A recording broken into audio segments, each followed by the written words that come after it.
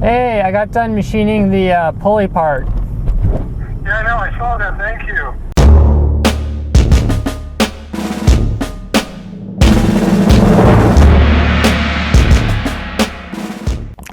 Okay, so here's the conclusion to the lathe project. Sorry if it's pretty much like we went from the lathe doesn't work to, oh my gosh, the lathe is working right now. That is because I was gone for about a month and a half, and my dad's a pretty ingenious guy, and he knocks things out while I was gone. So here's what's happened since then. The motor was installed on the plate that's hooked up by a hinge to the lathe. I'll have a close-up photo of that or something like that. And then he got the pulleys installed and everything was ready except he needed a belt. Now the original one came out to about where my finger is, and that just wasn't going to work. So I was putting in an order to make Master's car for some unrelated items, and he goes, hey, if you're putting an order in, can you throw this belt in? That'd be great. So turns out this belt actually was the right size, which is pretty impressive because he was looking at it going, oh boy, I hope it's the right size, and it was, so that was great.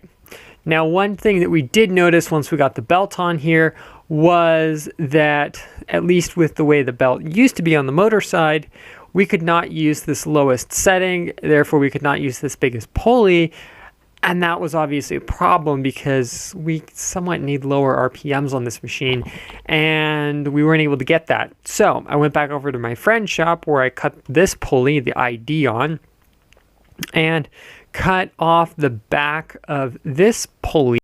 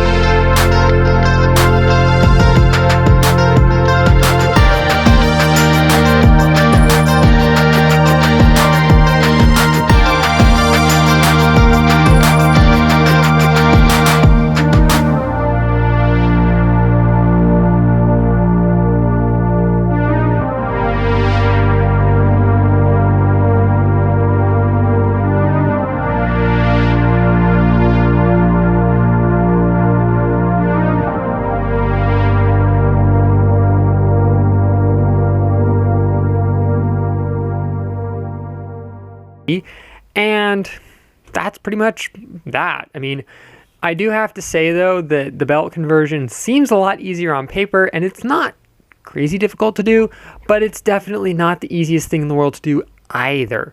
So it's definitely one of those cases of it was a application that was required in the moment, and my dad was debating back at the time of using one of those router speed controllers that you can pick up at Harbor Freight. I bought one years ago for a unrelated project that never got used, and it turns out it does not work with the drill press motor. So he does have the belt reduction, but it's still not enough.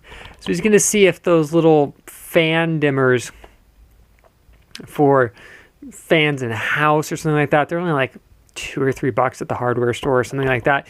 He's going to see if one of those hooked up to this will give it some speed control. So if that does work, I will post up just a quick little update video about that. But as of this point, the lathe does run. So now all we got to do is get him to cut some stuff on the thing again, which it does get used, but it's pretty rare. So that concludes the lathe belt conversion. I will be posting up hopefully a link to an album where there's going to be some photos more in depth to give you guys an idea of what went into this.